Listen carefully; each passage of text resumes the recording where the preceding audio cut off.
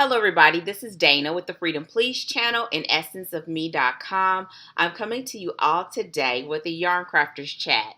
Now for any of my old subbies, it is so wonderful to be back. For my new subbies, hello, because at the time of this recording, I just not too long ago crossed over the 2,000 subscribers threshold. So thank you so much for subscribing.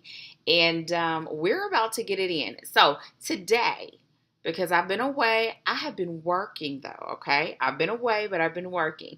Today, we're going to talk about sweaters. And I'm going to talk about knit sweaters. But I think, as always, you can stay around and listen to the conversation, even if you're not a knitter. I want to talk a little bit about the process that I went through to do it. I'm going to also tell you a little bit about a book that I showed you all before and that I'm going to do a full review on, if not at the time of this video, shortly after.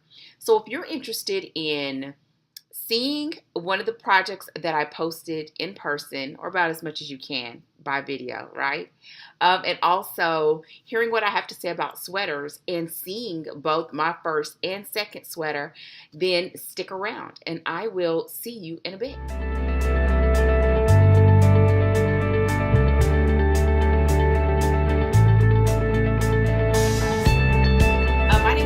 And this is the Freedom Please channel and essenceofme.com. I have not recorded a Yarncrafters chat video in such a long time. The summer was great but busy as always. And I have been able to just work and move at the same time. And so today I'm back because I've been working on some projects and I can't wait to show you. But before I do that, oh, I thought I brought what I was working on. I didn't bring it.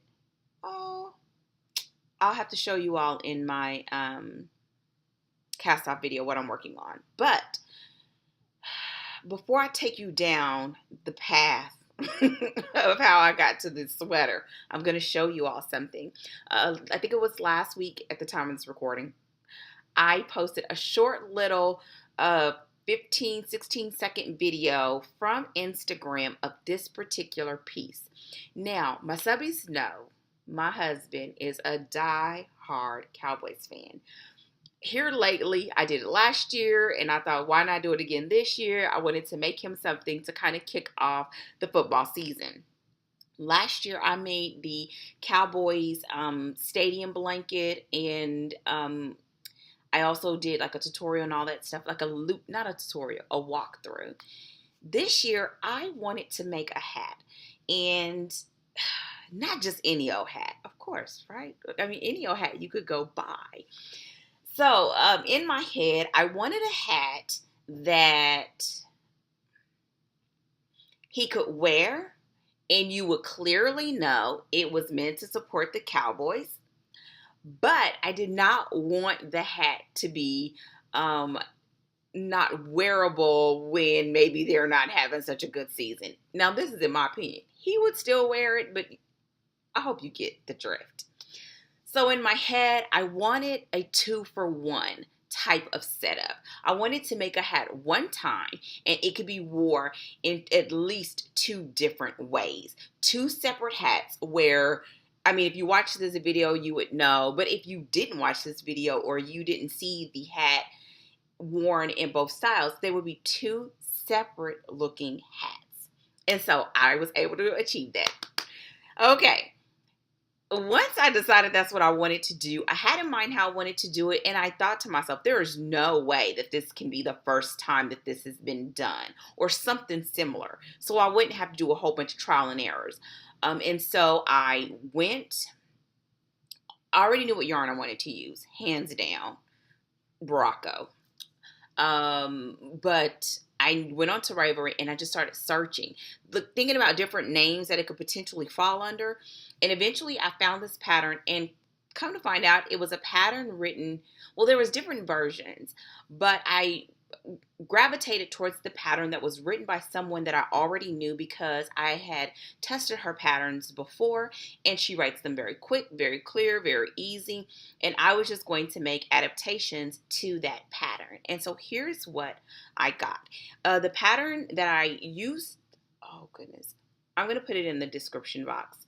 It's on Ravelry, and it's called like Infinity One Loop or One Loop Infinity, something with those words in it. And I just made the adaptations according to what I thought I wanted to that pattern. So that gave me a basis. I had some hits and misses with this hat, but all in all, it's all good. So here's the hat. That was kind of, you can see like the jog. So that's the back. And let's see. So here's the hat. And because I use the Barocco Comfort, it is very soft and cozy. It's this is an acrylic blend.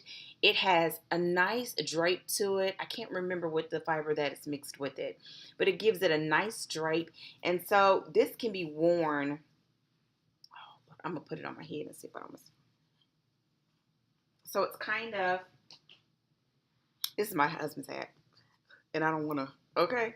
So that's style one. And it's just a beanie. It's like a slouchy beanie. You can pull it back. You can pull it forward. I made it long enough so that you could do both without it looking crazy. And that's style one. Style two, in regards to the Cowboys thing, is this. Looking in the camera, I mean at the screen same time. So there it is. Now, I wanted also that when it folds, it would kind of almost blend. So if you're from a distance, you can't really tell if it's cuffed or not. And I have the Cowboys on here. And what's really cool about it is the way that it's structured is if you're in a colder climate area. Now, I'm in Texas. We get some cold weather, but it doesn't get super cold, even though this year it's supposed to be a little colder. You do get some cold days. And my husband's not a huge jacket wearer, so he usually will either wear a sweater and a hat or something like that. So this style also went really well for that. Because of the thickness here, it's really warm on your ears, right in this area where I have the patch. And the patch is on there securely. And so that was the first thing that I wanted to show you all. He loves it. I'm actually in the process of making another one for a friend. It's going to be for another NFL football team. And all in all, I'm extremely pleased. This is 3 different colors. I can't remember what they were called in the brand. If you look at my project page on Ravelry, I have the exact yarn that was on there.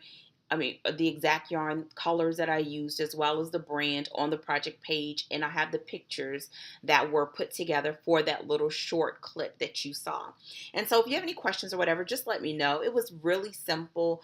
The adjustments that I made were minor, but it was enough to get the outcome that I wanted.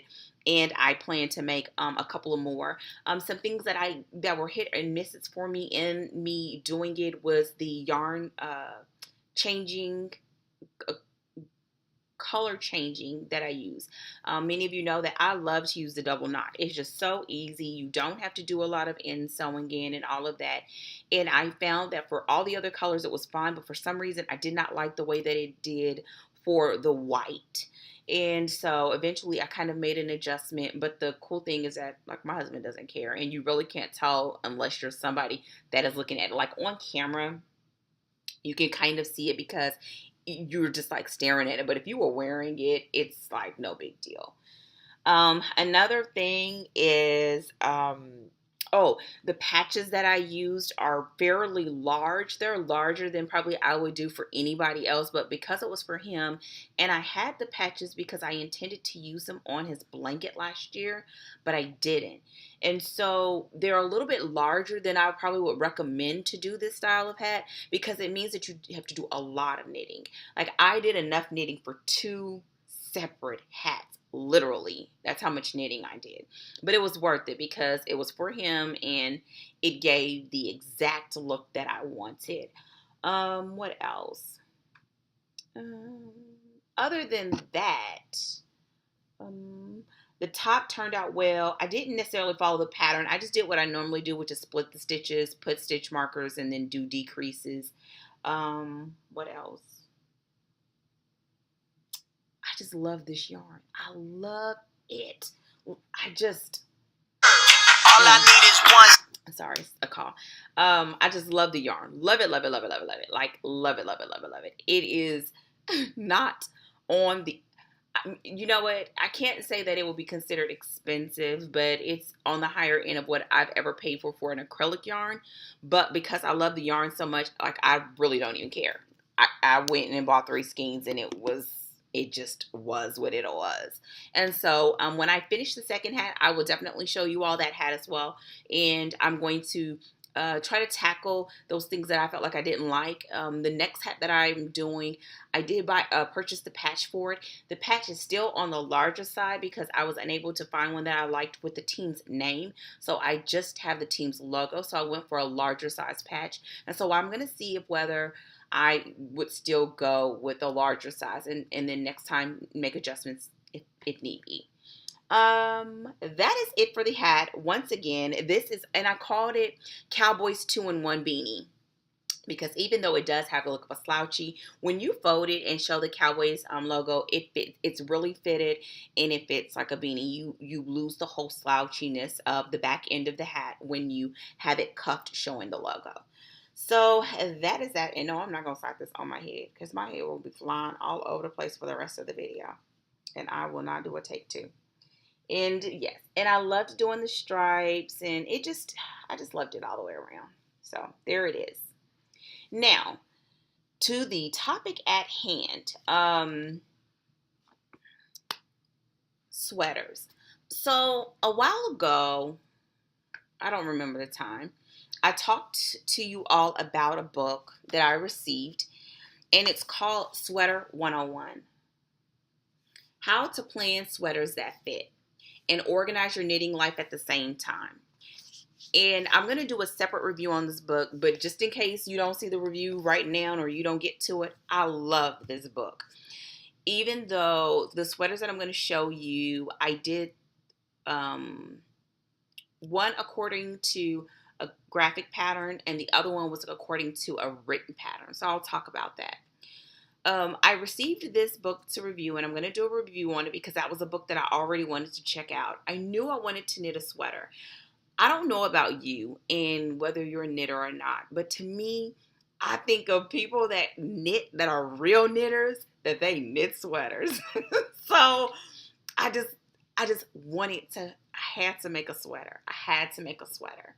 Also because I love wearing sweaters. Now, typically I'm not a standard sweater wearer, like a regular sweater like I made. I'm more of a cardigan type of button up, zip up type of sweater. To me, I still consider it a sweater because I'm always cold. And I thought, how cool would it be to be able to make the sweaters that I wear all the time? And so to me, this was my trial run. So with that said, I had the book, I read the book, and my first thought was, okay, let me give this a try. And to give it a try, I decided to make a baby sweater. So I'm going to show you the sweater. Now, let me warn you all, there are ends everywhere because I made this sweater for a baby doll. And I did not finish the sweater, and I'm going to tell you why. So it's been on my doll, and it's my baby doll. That's why I named it Vanessa, because it's my baby doll that I've had since I was 6 or 7 years old. So here's the sweater. Now, the reason why it's not finished is because here she had like a little button little work in here and then a collar. My point for doing the sweater was not to make it to give to somebody, but I wanted to work through all the steps of working a sweater on a more affordable brand of yarn. I used the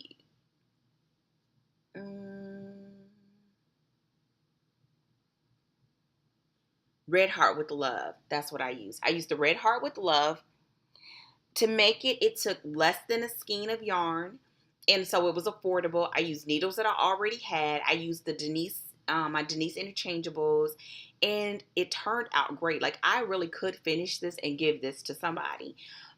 It was fairly easy, but this one was actually more maybe complicated than the second sweater that I did.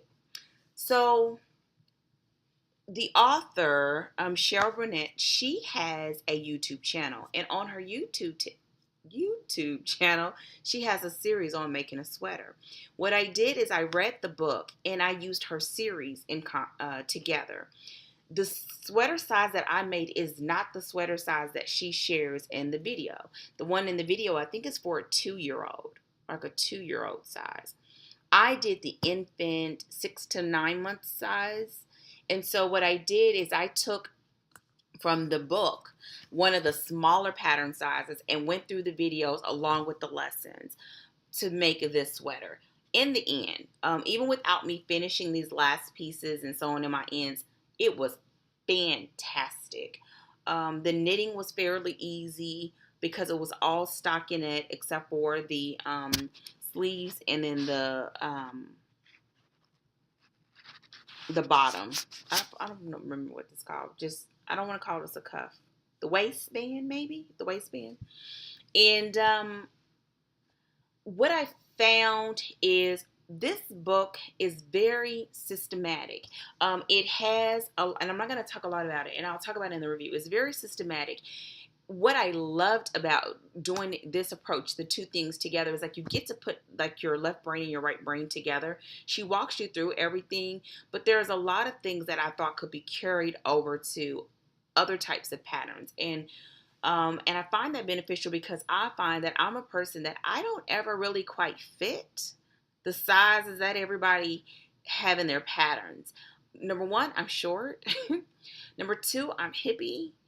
And number three, I have narrow shoulders. And number four, I have like my upper arms are not small. And so all of those things usually tend to mean one sweater size does not fit me. It's either going to be too fitted on my arms, or it will look too much fabric left in my shoulder area. And so that was one of the reasons why I wanted to go into this book. And I'm going on forever, y'all. That's what happens when I don't record for a while. So anyways, and that's why I wanted to look at her book.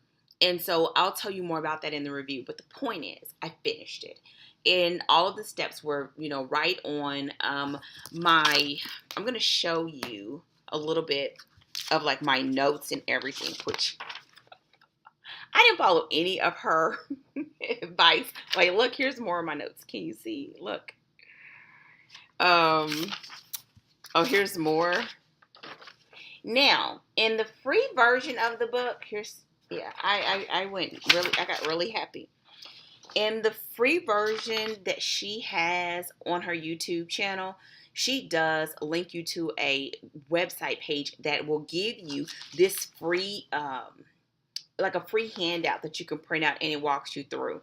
But in my opinion, the book takes it a step further. And what the book does is going to bleed into what I did for the second sweater, in that it helped me to adjust it. And I'm going to show you the second sweater. So here we go. I want y'all to tell me what you think about this location. Like, the camera's lower because I'm sitting at my desk. I'm in the office because my husband is in another room. So I'm just going to have to use this area for now until I figure out something else. So here is my second sweater. And I got to stand up. Look.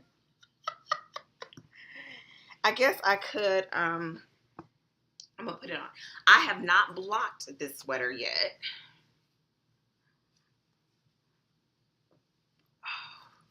And it has a wide neck. It's meant to be. I can't ever look at this and fix my stuff because okay.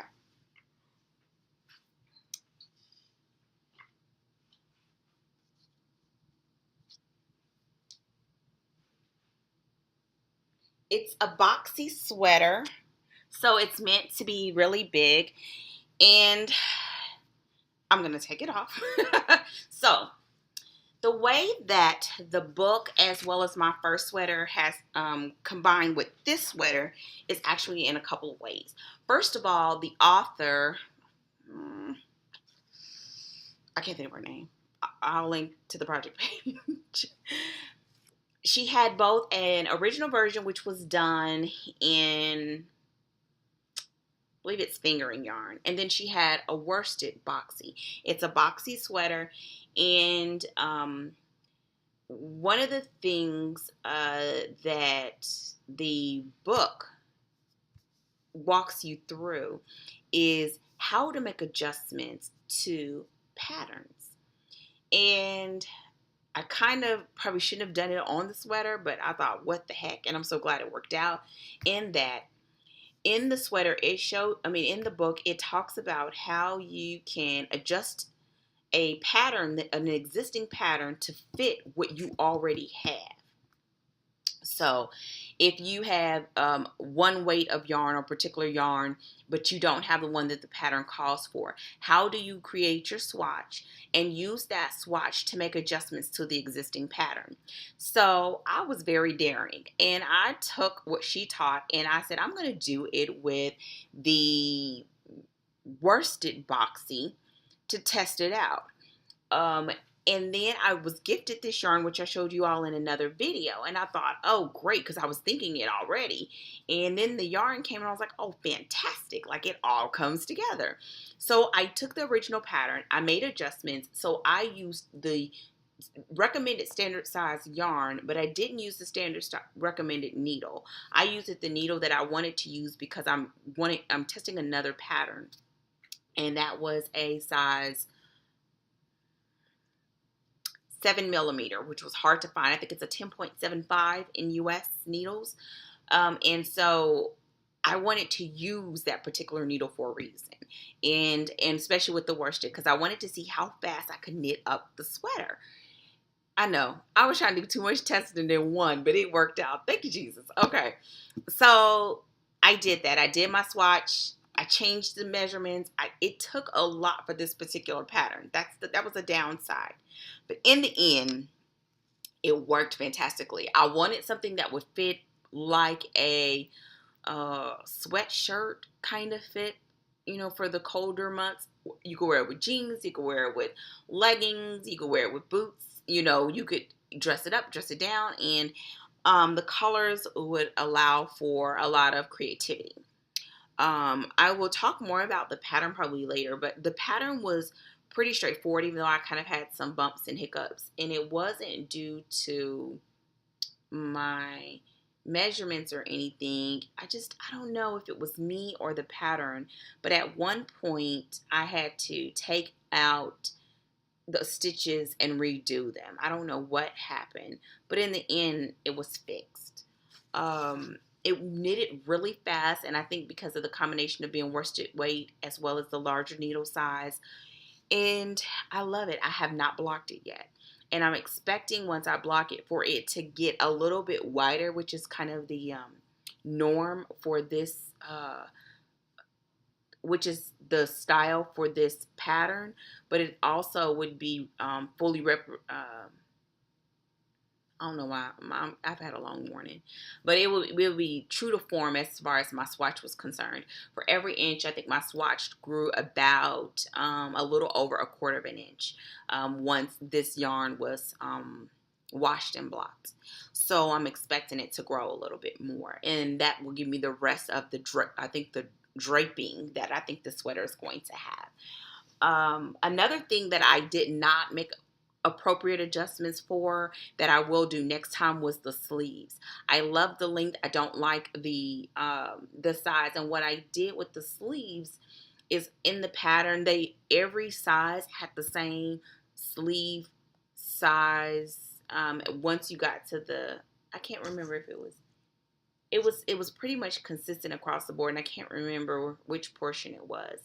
But I would have done the adjustments based on inches instead of based on stitch count. I would have done that. And because I had to do an increase because of the larger arm, but I should have done a decrease because of the lower portion of my arm, if that makes any sense. But the wonderful thing about the combination of using the book and using this pattern is that I did the pattern at a time of a knit along, and so the author was really very available, which I really didn't need much because the form was very interactive, and that when I had questions about the pattern, they were there. What else?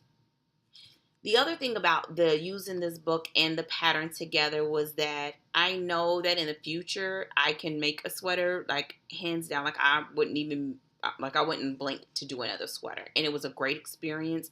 And I'm not fearful about making adjustments to make the sweater fit to me. This sweater, I mean, the difference between my cast on count and the cast on count for the pattern was significant. And so I was really, really nervous. But I felt like, what is the chances that you're thinking about this and you want to do it, and all of a sudden somebody gifts you enough yarn to do it, because I didn't have enough of worsted to do it. And so once all those things came together, it just seemed like a big, huge green light, and I just took it, and I'm glad that I did that. The pattern was very basic and simple, and the thing about it is, quite honestly, I wouldn't want it any other way. I don't need anything complex, or I don't want lace all up my back, and not for a sweater. I want something comfortable, cozy, soft. Now, I may do some things with a cardigan, but for this, it was perfect, and I know that I would knit more of this. With the yarn, actually, I'll talk about that in the pattern video. With all of that said, this video is kind of a little bit of everywhere, but it's not. I think if you are thinking about doing a sweater, go for it. I knew that if I was going to do it for the first time, I didn't want to necessarily go with the super expensive yarn. I wanted to go with something that was affordable so that I would feel okay with messing up. And I did. And I also had to kind of stretch myself, because I know how to follow a pattern, but some of the things and some of the terms I'm not always quite solid on. But I just kept going. I just kept knitting. And I made sure that I found a pattern that I thought would be conducive to that. Her patterns tend to be pretty straightforward, and this one, in my opinion, was super easy.